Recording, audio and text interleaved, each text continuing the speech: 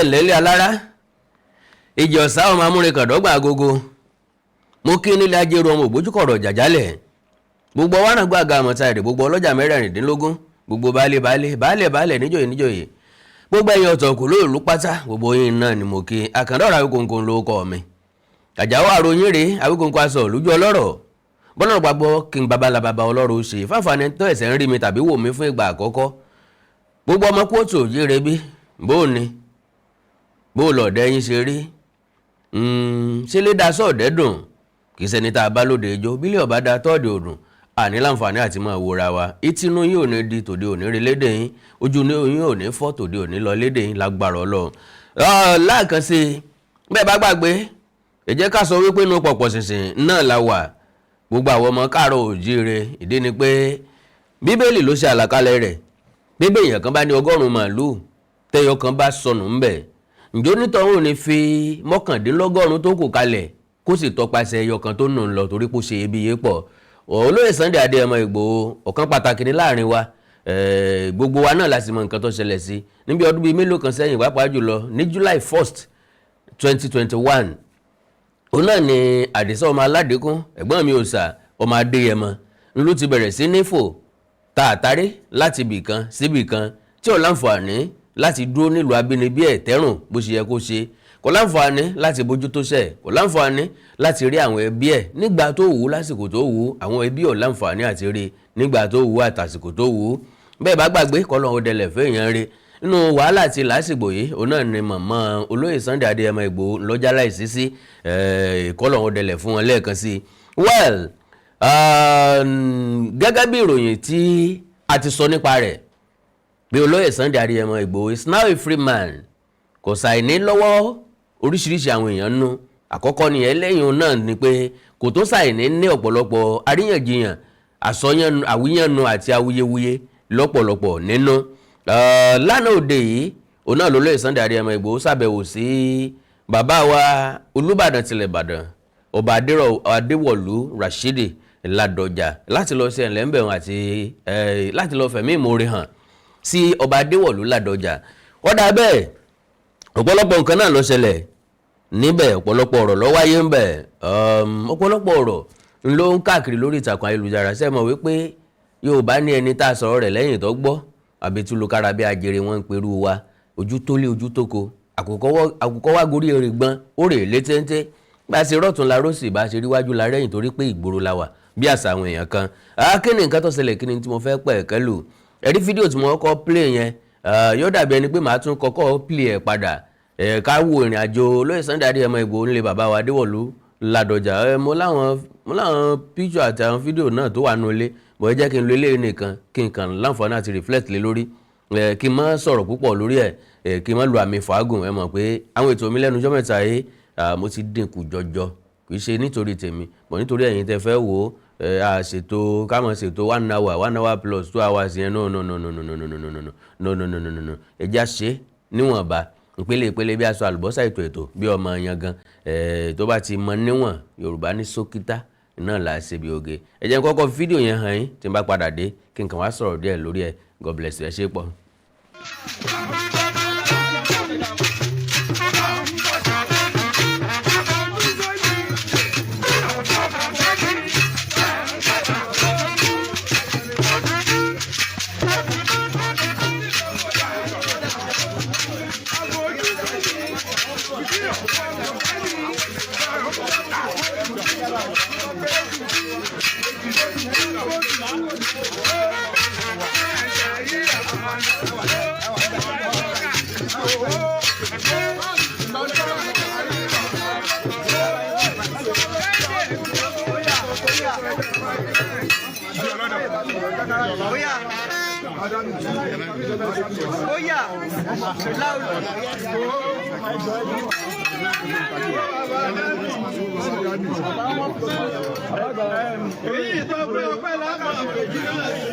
Olóyè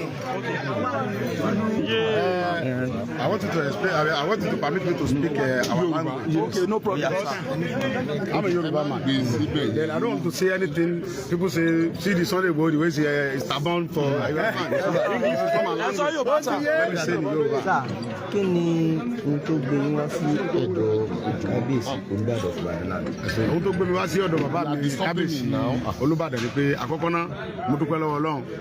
mo dẹ̀ dúpẹ́ lọ́wọ́ bàbá wa Bọ́lá Ahmed Tinubu, President of Nigeria, pé bàbá mi Olúbàdàn lọ bá wọn ní nǹkan bíi ìjẹta ọjọ́ Friday ni bàbá mi pè mí, àbí jẹ́rin sorry ọjọ́ Friday bàbá mi pè mí ní nǹkan bíi 10 after 3 wọ́n ní àwọn wà lọ́dọ̀ president, àwọn ti wá yanjú ọ̀rọ̀ mi pé mo ti di free man kí n máa wọlé bọ̀ mo kúrò ní exile kí n máa bọ̀ láti wá máa sùn pẹ̀lú àwọn fámìlì mi nínú ilé mi nìbàdàn pẹ̀lú àlàáfíà. So inú mi dùn gidigidi, ayọ̀ mi sì kún. Ìdí nìyí tí mo fi wá láti wá dúpẹ́ lọ́wọ́ bàbá mi Olúbàdàn, kí n fi ẹ̀mí ìmoore hàn, kí n dẹ̀ dúpẹ́ lọ́wọ́ President of Nigeria bàbá Bọ́lá Ahmed Tinubu. Mo fẹ́ kí gbogbo ọmọ Yorùbá ń bá mi dúpẹ́ lọ́wọ́ wọn because àǹfààní pé wọ́n jẹ́ Yorùbá ni mo jẹ yẹn ẹwọ́dún tí mo ti wà ń gbòòrò ká ní pé lédè mi náà lọ́gbàjọba mi ò lè rírú àǹfààní tí mo jẹ yìí jẹ tí mi ò dẹ̀ pààyàn tí mi ò ṣe nǹkankan so ti yẹn sìn ìdí tí mo fi wá dúpẹ́ lọ́wọ́ nìyẹn. Kí ni àmọ̀ràn yín fọmọ Yorùbá? Ẹ̀yin méjèèjì nígbà tá a jọ wà nínú ilé wọ́n ní ká jáde pé ẹ fẹ́ fi. Ọ̀rọ̀ bàbá àtọmọ nìyẹn, ọ̀rọ̀ yẹn sọ̀rọ̀ orí íńtánẹ́ẹ̀tì. Àmọ̀ràn yín fọmọ Yorùbá? Àmọ̀ràn fún gbogbo ọmọ Yorùbá ni wípé mo fẹ́ ká ṣera wa lọ́kàn kí ọjọ́ ọ̀la àwọn ọmọ wa torí ọjọ́ ọ̀la àwọn àbúrò wa àtàwọn obìnrin wa tí ń bọ̀ lẹ́yìn kílẹ̀ Yorùbá dẹ̀ lè gòkè àgbà ká dẹ̀ mọ́ nígbàgbọ́ wípé ká mọ bú àwọn bàbá wa àwọn àgbàlagbà. Mo dẹ̀ nígbàgbọ́ wípé ilẹ̀ Yorùbá ń bíbà yìí bàbá wa Bọ́lá Ahmed Tinubu wọ́n ti ń gbé ìgbésẹ̀ pẹ̀lú gbogbo àwọn bàbá ilẹ̀ Yorùbá láti mójútó ààbò security nílẹ̀ Yorùbá gidigidi. Ohun tí bàbá mi bá mi sọ nìyẹn. Ẹ ṣeun sà. Ẹ káàbọ̀ padà. Mo nígbàgbọ́ pé ẹ ti gbọ́ ọ̀rọ̀ lẹ́nu òòṣà àdínkùn tí búra ẹ̀sán wọ̀nyí olóyè Sunday Adéníyì Adéyẹmọ Ìgbòho. Àkọ́kọ́ nínú tí Ìgbòho bá lọ sọ́dọ̀ bàbá wa Ládọjà pápápá nìkan ṣe òun náà ni ìdúpẹ́. Yorùbá níta bá ṣe ní lórí ọpẹ́ làádá aṣọ́rẹ́ ìgbọ́pẹ́ bí ọlọ́ṣà kó ni lẹ́rù lọ ni gẹ́gẹ́ bí ọmọ tí wọ́n kọ́ ń lére tí wọ́n bí ń lére tí wọ́n wò ń lére tó sì mọ̀ sí àgbà ó mọ̀ wípé kóhun ó tiẹ̀ tó fìdí kalẹ̀ dandan ni kóhun ó lọ dúpẹ́ lọ́wọ́ àwọn tí wọ́n yọ kúrò lọ́fìn tí wọ́n bọ́ àjàgà kúrò lọ́rùn òun ẹni tó sì léwájú náà ni bàbá wa Adéwọ̀lú Ràṣídì Ládọjà. Má gbàgbé o pé Ládọjà nìkan kọ́ ló ṣiṣẹ́ ọ̀hún torí pé àwọn èèyàn kan ní kọ́kọ́ máa ń palẹ̀ mọ́ kó o tó fínrúgbìn sínú oko ẹ̀gàn ń jẹ́ pé tó bá ti mú oko ẹ̀gàn nísìnyí ọkàn sáré lọ́ọ̀kọ́ gẹ̀dẹ̀ bọ́ ọkàn bẹ̀rẹ̀ sí kí kòkó bọ́ rárá o dandan ni kọ́ kọ́kọ́ roko bẹ̀ dandan ni kọ́ kọ́kọ́ kogi dandan ni kọ́ kọ́kọ́ palẹ̀ ibi tó fẹ́ gbé nǹkan sí kọ́kọ́ palẹ̀ rẹ̀ mọ́ àwọn èèyàn kan ló ti kọ́kọ́ síwájú eléyìí àwọn náà ni bàbá wa His Imperial Majesty Ọba Adéyẹyè Babátúndé Àkàndé ẹni tògúnwùsì Ọọ̀ni tilé Ifẹ̀ bàbá ṣiṣẹ́ takuntakun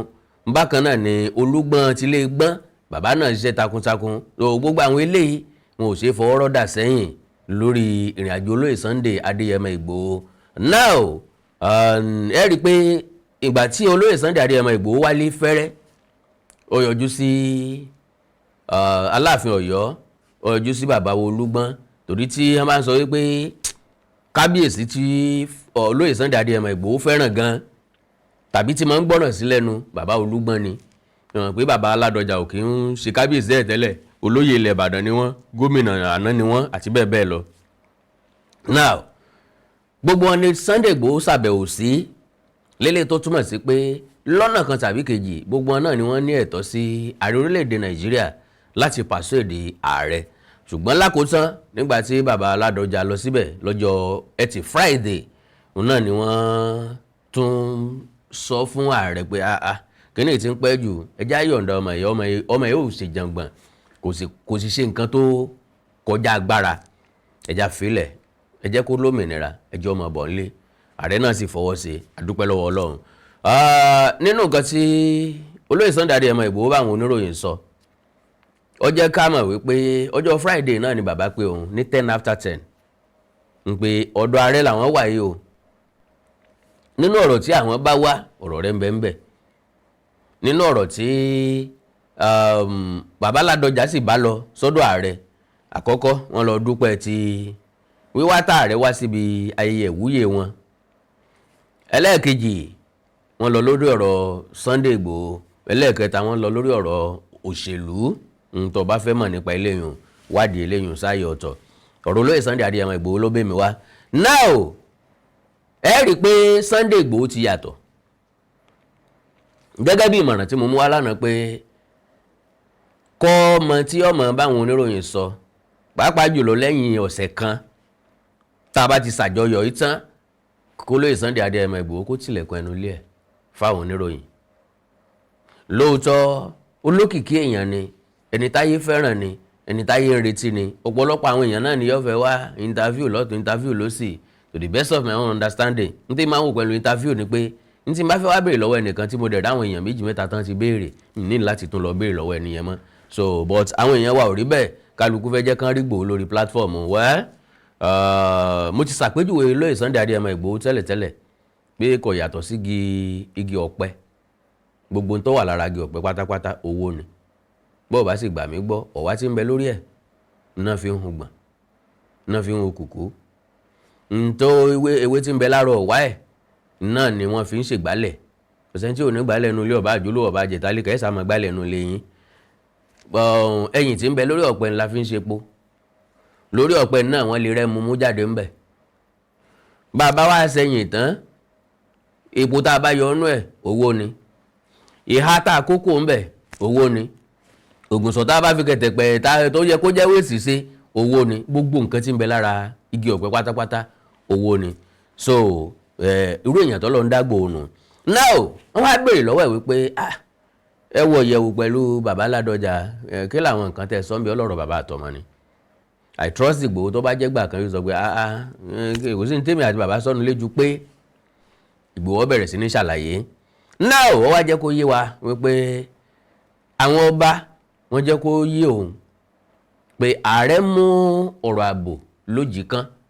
Tẹ̀bá sì wo ohun tó gbé olóyè Sunday Adéyẹmọ Ìgbòho jáde ọ̀rọ̀ ààbò ilẹ̀ káàrọ̀ òjìrè ni tó mẹ́hẹ̀. Ìjínigbé ń bí ìjínigbé lọ́hùn. Àwọn Fúlàní darandaran ti pàgbẹ̀ sóko ń bí o, wọ́n ti fipá bá àwọn obìnrin lò pọ̀ ń bí o, àwọn ajínigbé níbí àwọn ajínigbé ń bẹ̀ o. N tó mú olóyè Sunday Adéyẹmọ Ìgbòho tó sọ pé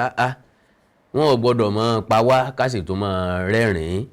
wọn ò gbọ́dọ̀ mọ́ pa wá ká tó mọ́ yìn wọ́n. Korún ní ó dò yìí ká ní lọ kí ní ó sì kàn mí kọ̀ọ̀kan mi ó ti ń kan tí ó kàn yàn. Àwọn nǹkan tó gbólóyè Sunday Adéyẹmọ Ìgbòho jáde nù kó tó di pé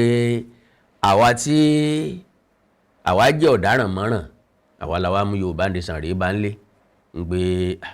Yorùbá Nation afẹ́ gba ilé olómìnira tiwa ó sì darapọ̀ mọ́ wa. Unfortunately ìgbà tí àwa kan gbé débì kan a rí pé kì í ṣe nǹkan tá a lè achieve. Now olóyè Sunday Adéyẹmọ Ìgbòho nu fídíò tó sọ yẹn jẹ́ ká mọ̀ wípé tí kì bá ṣe pọ́ ọmọ Yorùbá ní bẹ́ẹ̀ orí ọ̀fẹ́ tó ní òun lè má rí gbà reality ni o. And tẹ bá wo òmìnira orílẹ̀-èdè Nàìjíríà kì í ṣàwọn Awólọ́wọ̀, Nnamdi Azikiwe, Anthony Enahoro nìkan kọ́ ni wọ́n jà nítorí ẹ̀ o. Ọ̀pọ̀lọpọ̀ àwọn èèyàn ló jà nítorí ẹ̀ ṣùgbọ́n tó kọ́ wọn hàn dé. Now à ń kí bàbá wa Adéwọ̀lú Ládọjà, à ń dúpẹ́ lọ́wọ́ ni, à ń kí bàbá wo Olúgbọ́n pé wọ́n ṣe é. Àwa kan ń bẹ tó kọ wa ò jáde. Èmi Àkàndọ̀rọ̀ Awíkonko is a very good example. Torí pé torí oore la ṣe ṣìrègùn. Yorùbá sì ní bó orí bá fẹ́ wọgbó ìrègùn la fi fà padà. Tẹ́ ẹ bá gbàgbé lórí ọ̀rọ̀ Bọ́lá Ahmed Tinubu náà lèmi àtolóyè Sunday Adéyẹmọ Ìgbòho jà lé lórí. Bẹ́ẹ̀ bá rántí dáadáa bẹ́ẹ̀ bá jẹ́ ní tó ń fọkàn bá mi lọ. Ńlá jà lé lórí lọ́dún 2023. Nígbà tí àwa kan sọ wípé bí ọba sọmọ Yorùbá ń bẹ a ní láǹfààní àti approach ẹ̀ fún freedom olóyè Sunday Adéyẹmọ Ìgbòho, and we took a bold step láti lọ join láti lọ sọ́dọ̀ àwọn Bọ́lá Ahmed Tinubu. I was involved. Lóòótọ́ a gbìyànjú láti pàṣẹ olóyè Sunday Adéyẹmọ Ìgbòho. Ó jẹ́ ká mọ̀ wípé ibi tó ń dúró sí náà ló ń dúró sí. Kò sárọ̀wà tèmi ọ̀pá ẹ̀gbọ́n tá a bá tẹ̀lé àwọn èèyàn níbẹ̀rẹ̀ yóò rọrùn fún wa láti kànlẹ̀kùn lé wọn, ṣùgbọ́n tá a bá against wọn níbẹ̀rẹ̀ láti dọ́dọ̀ wọn kò ní rọrùn fún wa o. Ká ní àwa kan ò dúró, ká láwa kan yẹsẹ̀, ká là sọ pé dandan Bọ́lá Ahmed Tinubu ni, kò sí nǹkan tí ò lè ṣẹlẹ̀ o lè bọ́ sọ́wọ́ àti kò lè bọ́ sọ́wọ́ Òbí ṣé bá a ṣe ń ṣàjọyọ̀ yìí láti máa ṣàjọyọ̀ because àtòbí àtàtìkù àti Bọ́lá Ahmed Tinubu ìpínlẹ̀ 12 wọn ti wọlé o ìpínlẹ̀ 12 lẹ́nìkọ̀ọ̀kan wọ́n ní so ó túmọ̀ sí pé anything can happen ni mo fi máa sọ wípé yín o kì í gbẹ́ kòtò ọ̀tá jìn ọmọ rẹ̀ lè kó sí nígbàkigbà so àwa náà tọ́ sí oríyìn láàyè tí especially me Àkàndá Ọ̀rọ̀ Awíkonko torí pé mo mọ nǹkan tí mo ṣe n láti lọ sékòó láìmọye gbà meeting upon meeting mo a láti meet pẹ̀lẹ́ ní tó jẹ́ DG campaign committee Aṣíwájú Bọ́lá Ahmed Tinubu a láti lọ síbẹ̀ láti lọ sí open declaration for 48 buses 18 passengers ńlá kó láti South West lọ síbẹ̀ in the name of a fashion of Yorùbá nation agitation n pé ó dá o ẹ̀ka kan nínú àwa tá à ń béèrè fún ilé olómìnira ti Yorùbá ńlá wáyé o àwa ṣàtìlẹ́yìn fún Aṣíwájú Bọ́lá Ahmed Tinubu pé Kennedy tá a dẹ̀ fi fẹ́ ṣàtìlẹ́yìn fún I was the one that first speak èmi ni mo kọ́ sọ̀rọ̀ ní gbọ̀ngàn níjọ́ náà lọ́hùn-ún gbogbo oníròyìn ló wà níkàlẹ̀ n tí mo sọ́njọ́ náà ni wípé Yorùbá nation tá à ń béèrè fún kì í ṣe pa àjọ̀wọ́ ẹ̀ pátápátá kì í ṣe pa àyínú àfi kọ́ sára ògiri ni tí ọmọ wa tí ṣe Bọ́lá Ahmed Tinubu bá wọlé àní problem a lè má rí lórí ìkọ́ mọ́ ṣùgbọ́n tí ó bá wọlé a lè tó nǹkan wa rí and again a fẹ́ tẹ̀lé Bọ́lá Tinubu torí pa mọ̀ wípé òun ló lè ṣe láàrin gbogbo àwọn tí ń díje and to God be the glory Ọlọ́run sì gbà bẹ́ẹ̀ fún wa ó jẹ́ kó jàǹfààní fún wa lónìí so bólóyè Sunday Adéyẹmọ Ìgbòho bá kí àwọn ọba aládé tó sì jẹ́ pé lórí ọ̀rọ̀ yìí náà la jà fún torí pé ká tó kúrò níbẹ̀ ní ìròyìn ti gbé jáde pé àwa tá a lọ sọ́dọ̀ àwọn Tinubu ìta jẹ́ la bá lọ òye wá yí everybody náà sẹ́ pé ìta jẹ́ kọ́ la bá lọ a lè tún àyè ṣe a lọ pilẹ̀ àyè sílẹ̀ kó lè bá rọrùn fún olóyè Sunday Adéyẹmọ Ìgbòho bó ṣe rọrùn fún lónìí bá a bá ṣe ń gbà náà kò ní sóni bí ó bá sí time yẹn kò ní sí time yìí so mo fẹ́ make correction yẹn now lórí ọ̀rọ̀ yẹn náà ni ajàlé lórí pé ká tó pé àwa tá a lọ síbẹ̀ ń tá a jẹ lábá lọ o olóyè Sunday Adéyẹmọ Ìgbòho kò mọ̀ ń pa ẹ o kò rán wa o nǹkan ló rán wa o nǹkan ló rán wa lóòótọ́ ṣùgbọ́n àwa ṣe tiwa fọ́lọ́run ni kò sí yẹ̀yẹ́ táwọn èèyàn fi mí ṣe kò sí èébú táwọn èèyàn bú mi mọ́ but at the end of the day inú ọpẹ́ náà lọ bọ́ sí so mo fi sọ́sùn mo fi kínra ká fi akín lọ fákín lọ ká fàkín bọ̀ fákín bọ̀ now àwa ń sọ̀rọ̀ nípa lórí ọ̀rọ̀ olóyè Sunday Adéyẹmọ Ìgbòho àti bó ṣe ní òmìnira àti ìtura àwọn ọmọ Yíbò bá bẹ̀rẹ̀ sí ní yọ oṣù tètè àwọn náà bá bẹ̀rẹ̀ sí ní yọ oṣù tètè pé ẹ kò lè má rí bẹ́ẹ̀ ṣe bí ọmọ yín ló wà lórí àlééfà Bọ́lá Ahmed Tinubu ti wà bias mo fi Sunday Ìgbòho lẹ̀ ló yẹ kó fi Nnamdi Kanu lẹ̀ mo wá ní ń bọ̀ ẹ jẹ́ kí n kọ́kọ́ yá ìṣẹ́jú méjì lọ́wọ́ yín tí n bá dé kí n wá ṣàlàyé àwọn nǹkan kan lórí ọ̀rọ̀ tí àwọn ọmọ ẹ̀yà Ìgbò táwọn sọ àti ìdí tí wọn ò fi gbọ́dọ̀ pa Ìgbòho papọ̀ mọ́ Nnamdi Kanu. God bless you. Ẹ ṣé pọ̀, mo ń bọ̀. Hello everyone, we are here at Afab Real Estate Phase 2. Where are we located? We are located at Badi Okioyi, Ilorin, Kwara State. We're here to talk about our Phase 2 opportunity. Now, the price is still 500,000 per plot. That's the price.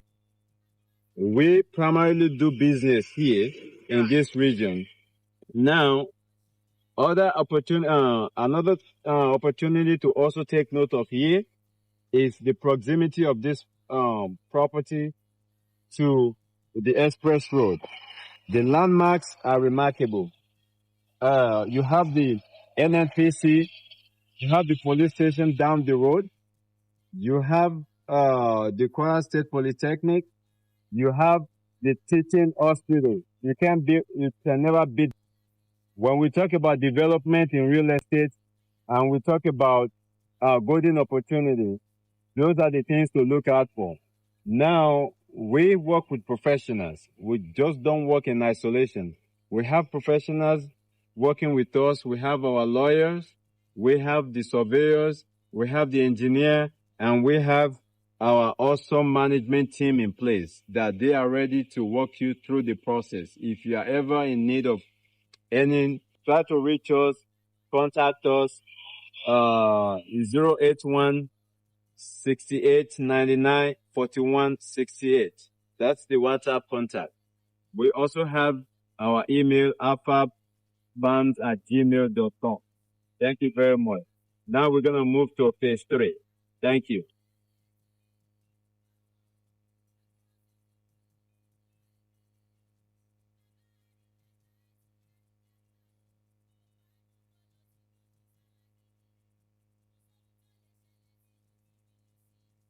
mo kí gbogbo etí tó ń gbọ́ wa nílé mo sì kí gbogbo ojú tó ń wò wá nílé pé ojú tẹ fi ń wò wá ò ní fọ́ etí tẹ sì fi ń gbọ́ wa ò ní di orúkọ tèmi ni Godwin tí gbogbo ẹ̀yin èèyàn mọ̀ sí ìyá Ìjẹ̀bú gẹ́gẹ́ bí ẹ ṣe mọ̀ ní ìṣe wa wípé ìlera yín òun ló jẹ wá lógún a tún ti dé bí a ṣe ń dé o gbogbo ẹ̀yin tí ẹ ní ìṣòro tó jẹ́ pé ọkùnrin tó dàbí obìnrin nínú ilé ọkùnrin tí ò lè ṣojúṣe ẹ̀ pẹ̀lú ìyàwó ẹ kàn sí iléeṣẹ́ Godwin ẹ̀yin tó jẹ́ pé pépà lẹ máa kà lálálẹ́ ẹ má ka pépà mọ́ ẹ kàn sí wa a ní pákéjì oríṣiríṣi fún yín a ní 3-in-1 a ní 2-in-1 fẹ́yìn ọkùnrin tó lè jẹ́ kẹ́ tó máa jẹ́ kẹ́ ṣe bó ṣe yẹ kẹ́ ṣe bákan náà ni ìṣòro tí a ń pè ní arthritis yìí ó ń ṣọkùnrin ó ń ṣobìnrin orúnkún ríro ìbàdí ríro ọrùn ẹsẹ̀ ríro ẹlòmíì ó lè jẹ́ osteoarthritis lónìí ẹlòmíì rheumatoid arthritis ẹlòmíì ìdẹ̀rẹ̀ kò ní lè bẹ̀rẹ̀ mú nǹkan lẹ̀ ẹlòmíì ò lè bẹ̀rẹ̀ kírun ó ṣeé ṣe kó jẹ́ sciatica ni ó ṣeé ṣe kó jẹ́ lumbar spondylosis ni ẹlòmíì ìdẹ̀rẹ̀ arthritis ni tó bá ti di pé ìbàdí ń wọ ẹ̀ ò lè bẹ̀rẹ̀ ẹlòmíì orúnkún ríro ẹlòmíì ẹsẹ̀ á máa gbóná ẹlòmíì àpapọ̀ rẹ̀ á máa gbóná ẹlòmíì ẹsẹ̀ á máa gbọ̀n ẹlòmíì ara á máa tá orí á máa tá àpapọ̀ ara á máa tá ẹ kàn sí iléeṣẹ́ Godwin Ìyá Ìjẹ̀bú ẹlòmíì ò lè fojú ọwọ́ ẹ̀ báyìí gbogbo ọwọ́ á máa ró gbogbo ẹ̀yin tẹ́ tí ń lò náà ẹ máa jẹ́rìí sí ẹ kàn sí iléeṣẹ́ Godwin Ìyá Ìjẹ̀bú bákan náà ni àwọn èèyàn tó ń tọ̀ ìtọ̀ àtọ̀jù yìí ó ṣeé ṣe kó jẹ́ pé prostate enlargement ni fún ẹ̀yin ọkùnrin tẹ́ ti lé lọ́mọ 40 ọdún tẹ́ bá ní prostate enlargement ẹ lè máa tọ̀ léraléra ẹlòmíì ò ní rí tọ̀tọ̀ rárá ẹlòmíì ìdẹ̀rẹ̀ tó bá fẹ́ tọ̀ á máa ní ìrora ẹlòmíì ìdẹ̀rẹ̀ kó tó débi tó máa tọ̀ sí ìtọ̀ yìí ti máa jábọ́ ṣùgbọ́n obìnrin ní a máa tọ̀ léraléra kó tó débi tó máa tọ̀ sí ìtọ̀ yìí á ti máa jábọ́ ó ṣe é ṣe kó bladder làwọn ní àbí kó jẹ́ infection àbí kó jẹ́ diabetes insipidus tí a mọ̀ sí àtọ̀gbẹ ìyẹn náà lè fà á ká máa tọ̀ púpọ̀ jù ẹ kàn sí iléeṣẹ́ Godwin Ìyá Ìjẹ̀bú èyíkéyìí tó lè fà á kẹ́ ẹ máa tọ̀ púpọ̀ jù ara iṣẹ́ wa ni lára iṣẹ́ tèmi jogún látọ̀dọ̀ bàbá mi ni àtọ̀jú yín gbogbo ẹ̀ ó sì padà sí àyè ẹ̀ ó ṣe tó àti bó ṣe yẹ bákan náà ni àwọn tó ní hepatitis ooru inú ẹ̀dọ̀ ni ṣùgbọ́n tí hepatitis bá ti pẹ́ lára ó lè ba ẹ̀dọ̀ jẹ́ ó lè fà á kéèyàn ní enlarged liver ó dẹ̀ lè fa oríṣiríṣi ìṣòro sí ẹ̀dọ̀ yẹn ẹlòmíì á máa ní àmì bí kínú máa dùn bí kójú máa pọ́n kítọ̀ ẹ̀ máa pọ́n ẹlòmíì dẹ̀ kò ní rámì rárá bóyá lọ ṣàyẹ̀wò wá kàn sọ fún pé ó wà positive ẹ kàn sí wa ẹlòmíì ìdẹ̀rẹ̀ ó lè jẹ́ liver cirrhosis lòun ní èyíkéyìí tí ẹ ó ìbàjẹ́ ẹ kàn sí iléeṣẹ́ Godwin Ìyá Ìjẹ̀bú bí mo ṣe sọ̀rọ̀ ẹ̀yin tẹ́ ní prostate ó jẹ́ prostate enlargement ni ó jẹ́ prostate cancer ni ẹ kàn sí wa pẹ̀lú ògo Ọlọ́run ẹ ní rí bákan náà mọ́ mo ti sọ fún yín gbogbo ìṣòro yòówù kẹ́ni ewé àti gbòǹkan mélé tí àwọn bàbá wa ń lò láyé àtijọ́ tá a ti gbé kalẹ̀ lọ́nà ìgbàlódé tó sì ṣe bẹbẹ lágbára òun là ń lò fún ọmọdé àti àgbà ẹ kàn sí wa ẹ ní kábàámọ̀ pẹ̀ ṣe bẹ́ẹ̀ ẹ̀rọ ìbánisọ̀rọ̀ mi ni 080 330 3477 080 330 3477 ẹ bá wà lamẹ́ríkà kẹ́ ẹ wà ní Spain kẹ́ ẹ wà ní UK ibikíbi tẹ́ ẹ bá wà ó jẹ́ Canada ni ó lè jẹ́ Port Harcourt ni ó jẹ́ Abuja ni ibikíbi tẹ́ ẹ bá wà ẹ kàn sí iléeṣẹ́ Godwin Ìyá Ìjẹ̀bú ẹ bá mi sọ̀rọ̀ lórí WhatsApp ẹ lè pè mí ẹ lè fi voice note lẹ̀ ẹ lè fi message lẹ̀ lórí WhatsApp máa dá yín lóhùn bó ṣe tó àti bó ṣe yẹ gbogbo ibi tẹ́ ẹ bá wà lè gbòógì wá máa dé ẹ sì ní kábàámọ̀ pé ẹ kàn sí iléeṣẹ́ Godwin Ìyá Ìjẹ̀bú ẹlòmíì apákan ara ẹ̀ á máa kú kí ló fà tápákan ara fi ń kú ẹ kàn sí wa ẹ máa mọ̀ ẹlòmíì ọrùn àdédé máa steve ẹlòmíì àyà ló máa dùn ẹlòmíì ẹ̀gbẹ́ ló máa dùn ẹlòmíì á máa wúkọ́ ó lè wúkọ́ kókó ti wà lẹ́nu ẹ̀ tipẹ́tipẹ́ tí ò sì ní lọ ẹlòmíì ìdẹ̀rẹ̀ ó máa ní ìṣòro àti breathe in oxygen breathe out carbon dioxide á wá máa ní ìṣòro á máa ní kàtà gbogbo ìgbà kí ló ń fà ó ṣeéṣe kó jẹ́ asthma ni ó ṣeéṣe kó jẹ́ bronchitis ó ṣeéṣe kó jẹ́ pneumonia cough ìwọ ní tó bá ti kàn sí wa èyí tó bá jẹ́ nú ẹ̀ ló máa dìtámì irú egbògi tá a lè kẹ́ra láti lè ṣe wa ẹ ṣe mọ̀ mo ti sọ fún yín o ẹ̀rọ ìbánisọ̀rọ̀ wa 080-330-34777 iléeṣẹ́ gómìnà last bus stop yín ni pẹ̀lú agbára Ọlọ́run remember if it is not Godwell it can never be like Godwell. I used to tell you health is something to be treasured. Ire o. Ẹ káàbọ̀ padà. Now, like I said, mo ní àwọn ẹ̀yà Ìgbò ó wà united wọn ò lè ṣe kán má jáde síta láti sọ̀rọ̀. Bó bá jẹ́wọ́ náà nǹkan ọ̀ sọ̀rọ̀. Ṣùgbọ́n bọ́mọdé ò bá mẹ́wẹ́ tọmọdé ò mọ̀wé.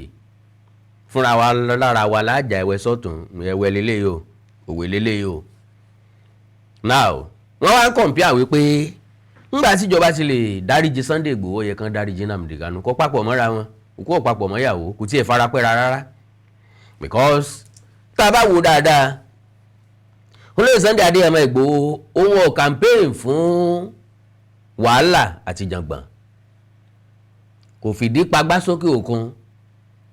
kó máa wá dá wàhálà sílẹ̀ nílé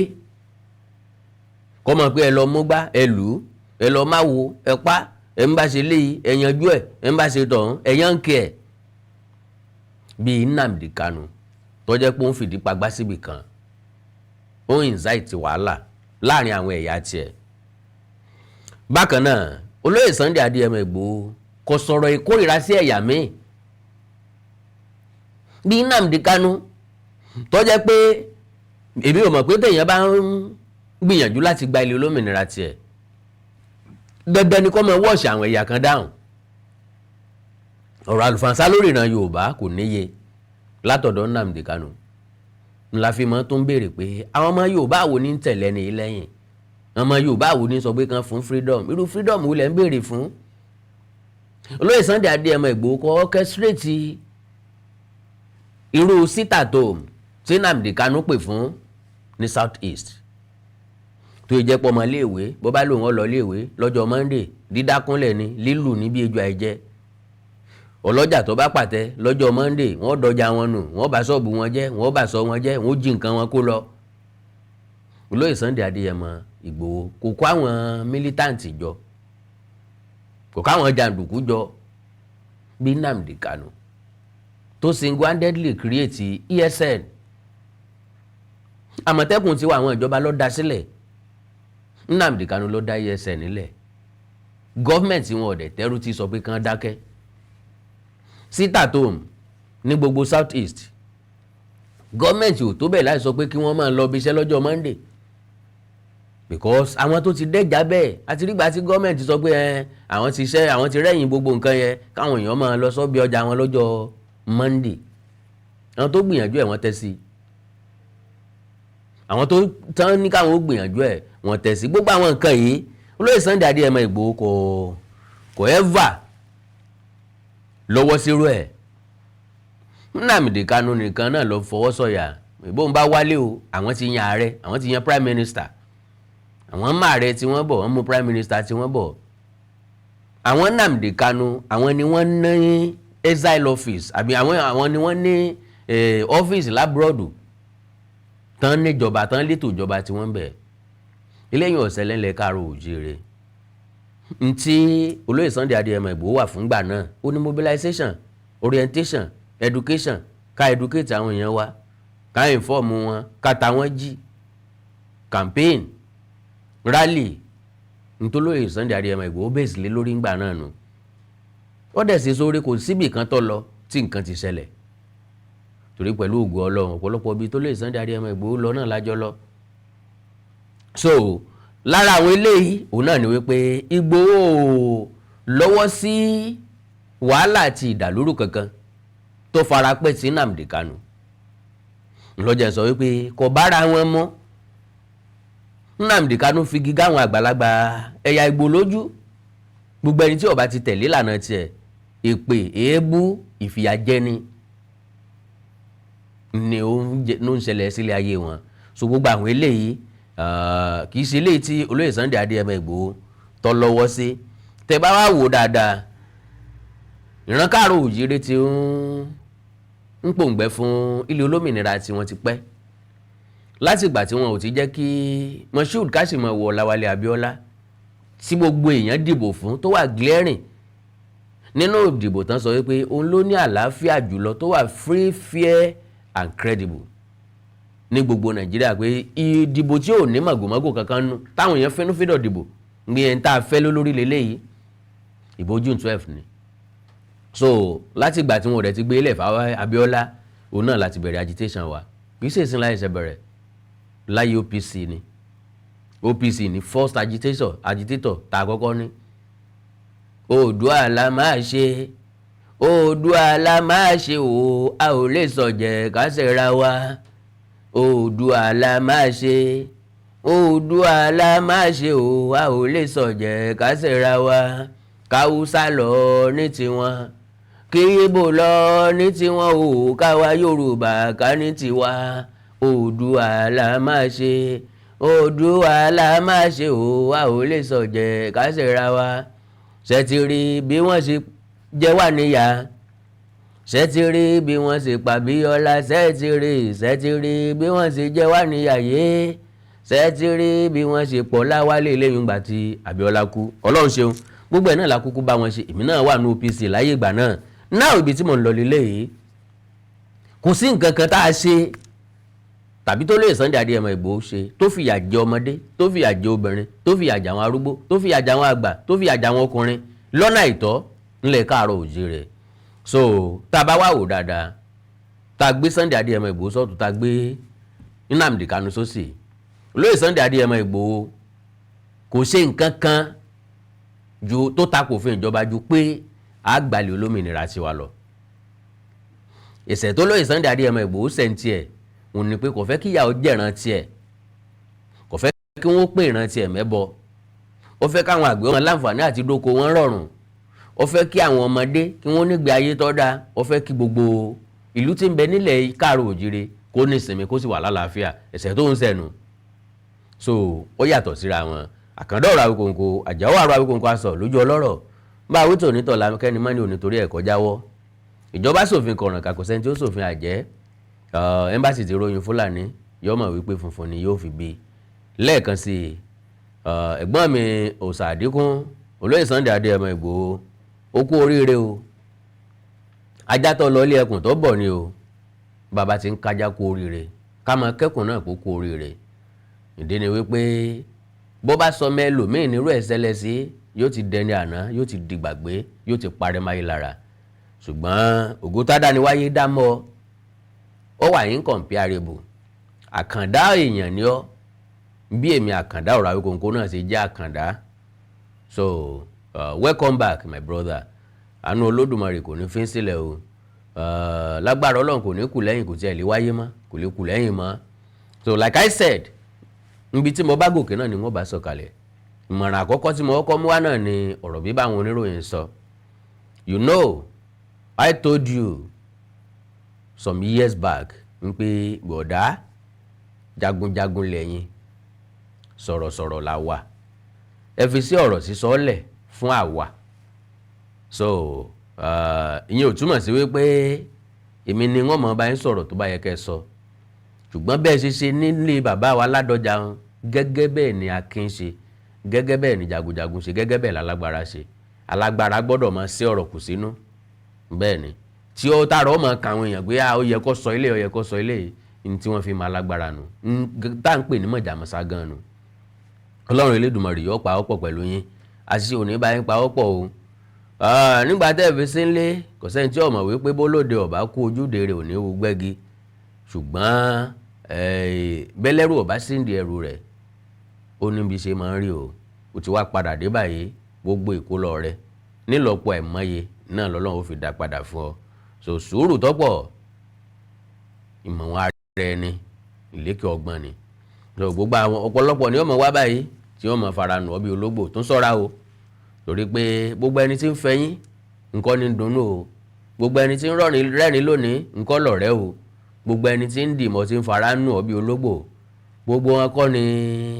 wọ́n nínú tó dáa o àgbàlagbà ni ọ́ o ìsẹ̀ni téèyàn ẹ̀sẹ̀ mọ́ kọ́ lọ́rọ̀ jù bẹ́ẹ̀ lọ ìwọ rèé ọ̀nà pa ọ̀nà yẹ already láti embrace anybody already láti welcome anybody already láti gbà torí bọ́lọ̀ ọba ṣe dá ọ ni ṣùgbọ́n lọ́tẹ̀ yìí mẹni tó o bá fẹ́ súnmọ́ mẹni tó o bá fẹ́ bá ṣe àánú Olódùmarè ní fi ọ́ sílẹ̀ o orí ìyá tó bí ọ kò padà lẹ́yìn ẹ kò sì sùn abiyamọ ni so máa kóbì bọ́ lóòrèkóòrè mọ̀ rántí abiyamọ tó dẹ̀jẹ̀ sí ọ lójú lágbára Ọlọ́run ní ṣíṣe àkàndọ̀rọ̀ Awikonko mo kí gbogbo ọmọ káàárọ̀ òjíire inú wa dùn inú wa ò dùn àkú oríire àkú àjọyọ̀ àkú wọ̀nà àkú àmójúbà olóyè Sunday Adéníyì Adéyẹmọ lágbára Ọlọ́run àánú Ọlọ́run ní fi gbogbo wa sílẹ̀ ẹ like ẹ follow page mi lórí Facebook Awikonko TV ẹ subscribe sí YouTube channel mi Awikonko TV ẹni nǹkan pàtàkì tẹ́ fẹ́ kájọ sọ ẹ já sọ lórí WhatsApp +234 904 851 9362 +234 904 851 9362 ìdí àti àṣálẹ́ káàrọ̀ òjìrè oníwọ́mi o orílẹ̀-èdè ilẹ̀ káàrọ̀ òjìrè onídàrú ìlú ẹnì kọ̀ọ̀kan wa yóò tòrò mẹ́nìmẹ́nì àjùwàṣe o. Awikonko Development Fans Club ilé aláyọ̀ ilé wa. Awikonko Development Fans Club ilé aláyọ̀ ilé wa. Ẹgbẹ́ tó dúró fún ìdàgbàsókè àti tẹ̀síwájú èdè àṣà àtún àjogúnbá ilẹ̀ Yorùbá. Ẹgbẹ́ tó fẹ́ ìrẹ́pọ̀ gbogbo ọmọ Yorùbá tó tún gbé àṣà àti ṣe Yorùbá lárugẹ. Awikonko Development Fans Club ilé aláyọ̀ ilé wa. Awikonko Development Fans Club Worldwide ẹgbẹ́ tí kò rọ̀gbọ̀kú lé ìjọba ẹgbẹ́ tó dúró fún ìdàgbàsókè àti ìtẹ̀síwájú èdè àṣà àtún àjogúnbá ilẹ̀ Yorùbá pẹ̀lú àtìlẹ́yìn gbajúgbajà pèdèpèdè ní àkàndá ọ̀rọ̀ Awikonko ẹgbẹ́ tó ń fẹ́ ìrẹ́pọ̀ gbogbo ọmọ Yorùbá ẹgbẹ́ tó ń gbé àṣà àti ṣe Yorùbá lárugẹ ẹgbẹ́ tó dúró láti ṣàtìlẹ́yìn tó gbọngbọ́n fún àkàndá ọ̀rọ̀ Awikonko àti àwọn ètò rẹ̀ káàkiri àgbáyé àǹfààní wà láti darapọ̀ mọ́ wa ẹ bá wa sọ̀rọ̀ lórí WhatsApp nìkan ẹ lè pè wá ẹ lè send text message tàbí voice note pẹ̀lú àwọn nọ́mbà wọ̀nyí +234 8053270136 tàbí ààrẹ ẹgbẹ́ Adéolú Adékọ́lá lórí +17048912729. Awikonko Development Fans Club Worldwide ilé aláyọ̀ nílé wa.